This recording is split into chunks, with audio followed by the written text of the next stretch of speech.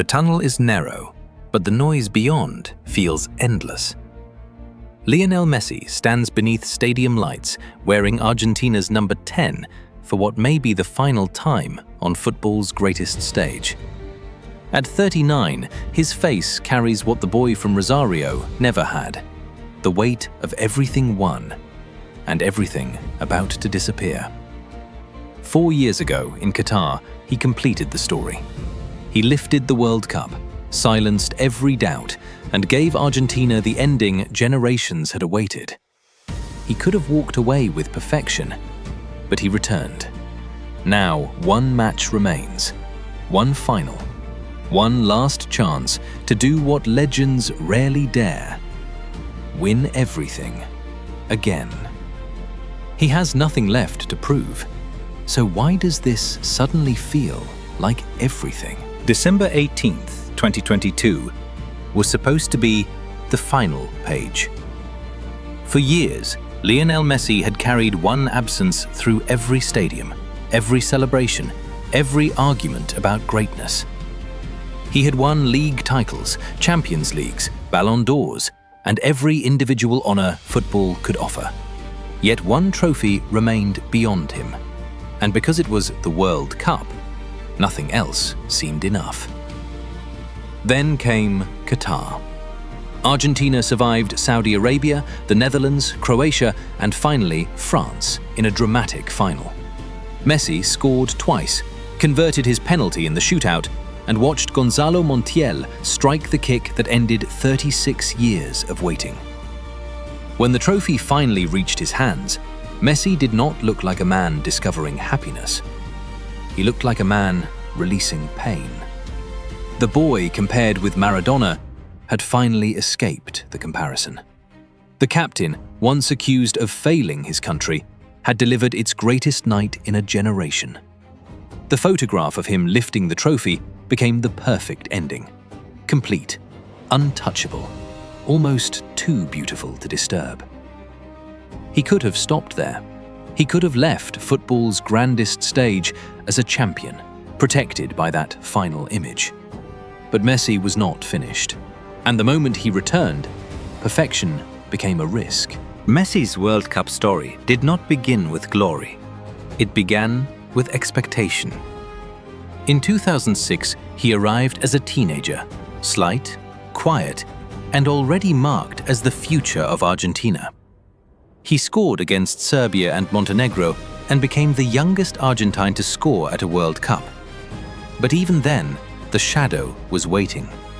Diego Maradona, 1986, and the impossible standard every number 10 would inherit. By 2014, Messi was no longer the future. He was the man expected to deliver it. He carried Argentina to the final in Brazil, creating moments from almost nothing, surviving pressure that followed him everywhere. Then, Germany scored in extra time. Messi walked past the World Cup trophy to collect the golden ball. The image was cruel. He had come closer than almost anyone, yet closeness became another accusation. At Barcelona, his brilliance felt free. With Argentina, every match became a trial. Every defeat reopened the same question: why could he not become Maradona? That question followed him into stadiums, press conferences, and silence. The hardest burden was not losing. It was being made to feel that everything he had already given was somehow still not enough for his country or his own people. June 26, 2016. MetLife Stadium. Argentina and Chile had played for 2 hours, and still the final had not produced a winner. Then came the penalty shootout. Messi stepped forward first for Argentina. For a player who had carried impossible expectations for years, the distance between the ball and the goal must have felt enormous. He struck it over the crossbar. Argentina lost again. It was their third major final defeat in 3 years. First, the 2014 World Cup, then the 2015 Copa America. Now, another final, another collapse. Another night when Messi would be blamed for failing to become the hero everyone demanded.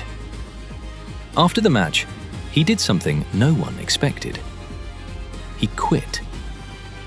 "The national team is over for me," he said. Not with anger, not with drama, with exhaustion. For years, people had asked how much Messi could carry. That night, they received the answer. He could carry defenders, teammates, pressure, history, and the hopes of millions. But he could not carry endless heartbreak forever. The greatest player of his generation had not been defeated by football. He had been exhausted by everything football demanded from him.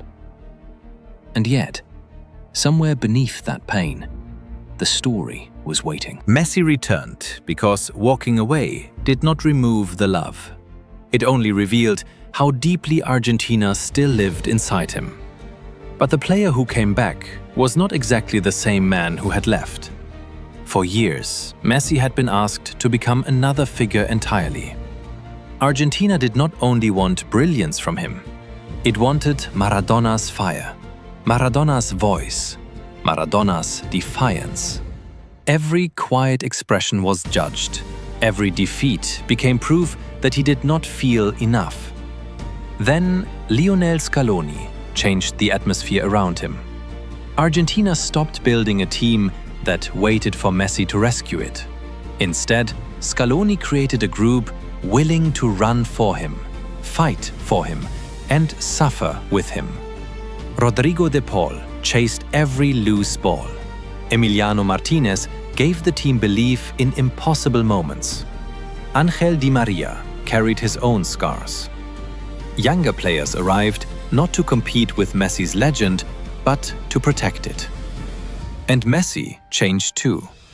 He became louder, sharper, more emotional. He argued, celebrated, confronted opponents, and spoke with a freedom rarely seen in his younger years. He no longer looked like a genius asking permission to belong. He looked like a captain who had finally accepted that leadership did not require imitation. The breakthrough came in 2021, when Argentina defeated Brazil at the Maracanã and ended a 28-year wait for a major trophy. When the final whistle blew, Messi fell to his knees, and his teammates ran toward him. That image mattered deeply. For most of his international career, Argentina had placed the entire weight of history on Messi's shoulders. Now, for the first time, the team lifted him. He did not become Maradona. He became something Argentina had finally learned to understand. Lionel Messi, completely himself, surrounded by people who believed that his dream belonged to all of them. Age does not announce itself all at once. It arrives in smaller moments. One sprint not taken, one recovery session extended, one match managed carefully. By 2026, Messi is no longer the player who could explode from midfield, beat 4 defenders, and repeat the same run minutes later. His body has changed. The acceleration is shorter, the pauses are longer. Every movement now carries calculation. But the game has not left him. It has slowed down inside his mind. Messi walks, watches, and waits. While others chase the ball, he studies the spaces around it. He notices which defender is tired, which midfielder has stepped too far forward, which passing lane will exist 5 seconds later. The younger Messi destroyed teams with speed. The older Messi controls them with timing. That does not mean age is invisible. There are taped muscles, training sessions, ice packs, fatigue, and the possibility that one movement could become the last. At 39, every appearance requires negotiation between ambition and pain. Yet this version of Messi carries a different kind of danger. He does not need 90 minutes of domination. He may need only one pass, one free kick, one touch in the penalty area. Time has taken something from him. as it takes from every athlete. But it has also given him something rare: the ability to understand the match before the match understands him. His body is slowing. His vision is not. And in a World Cup, one moment can still change history. For most of Lionel Messi's international career, Argentina looked toward him whenever a match became difficult. If the midfield disappeared, Messi had to create. If the attack stalled, Messi had to rescue it. If Argentina lost, the defeat somehow became his alone. That is no longer this team. This Argentina can suffer without collapsing. It can defend deep, fight through pressure, and win ugly when beauty is impossible. Emiliano Martinez brings defiance in goal. Christian Romero attacks every challenge as if the match depends on it. Rodrigo de Paul runs until exhaustion. Alexis McAllister controls space, while Julian Alvarez and Lautaro Martinez give the team movement, hunger, and goals. Messi remains the center, but he is no longer the entire structure. That may be the greatest difference between this final chapter and everything that came before. Argentina no longer waits for one man to perform a miracle. The players around him understand when to press, when to cover his movement, and when to take responsibility themselves. Many of them grew up watching Messi carry Argentina's hopes. Now they play as if determined to carry part of his burden. There is something human in that reversal. For years, the country asked Messi to save the team. Now, as his body slows and the final whistle approaches, the team may need to save him. Not from failure, from having to face it alone. Because the strongest version of Argentina is no longer built around a savior. It is built around loyalty.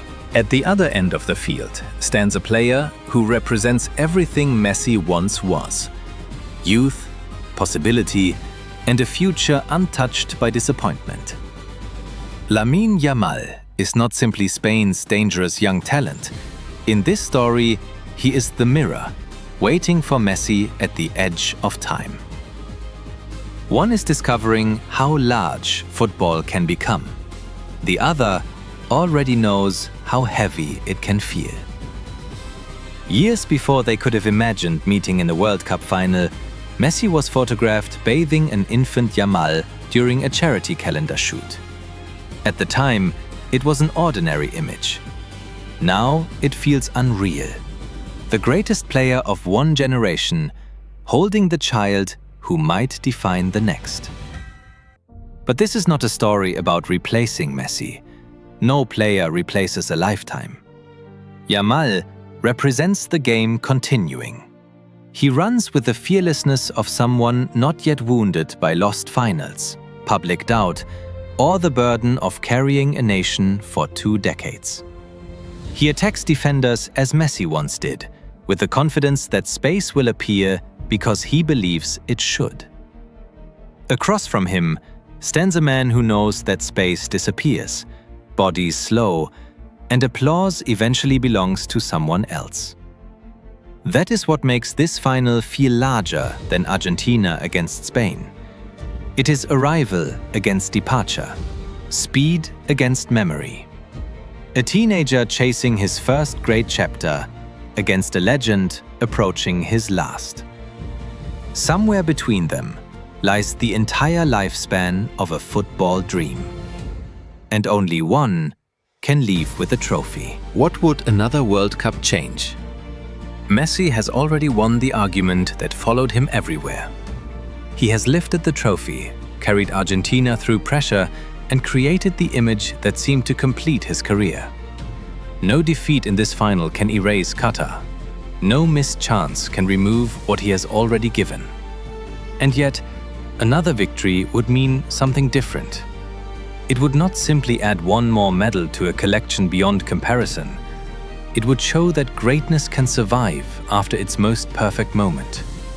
It would prove that a player can change his body, his role, and the way he leads without losing the power to decide history. At 39, Messi is no longer chasing validation. He is chasing continuity.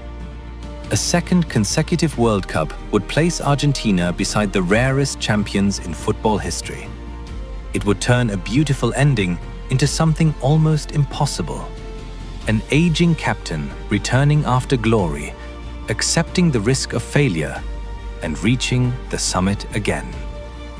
But the deeper change would not belong to the record books. It would belong to every person who has watched time take something from them. Every athlete, worker, parent, or dreamer who has wondered whether their best years are behind them. Messi's lesson would be simple. You do not defeat time by remaining young. You defeat it by becoming different, accepting what has gone, and discovering what remains. The first World Cup completed his career. A second would complete the transformation of a genius into a survivor. The tunnel opens and the light spills across the floor. Lionel Messi takes one breath before stepping forward.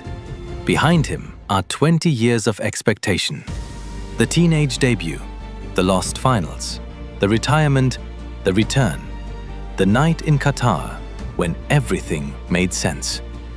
Ahead of him is one more match, one more anthem, one more chance to feel the world stop. He does not need this trophy to become immortal. Football decided that long ago. But greatness is not only about what a player wins, it is about what he is willing to risk after winning everything. Messi could have protected the perfect ending. Instead, he returned, knowing that every story becomes fragile when it continues. Now the stadium rises around him. Perhaps he will lift the World Cup again. Perhaps he will watch another generation begin its celebration. Either way, the final whistle will not erase the journey. The boy from Rosario has already traveled farther than anyone imagined. And as he walks toward the pitch, he is no longer chasing history. History is walking with him. For one final night, Lionel Messi is still here, still believing, still playing. And the world is watching the last chapter begin.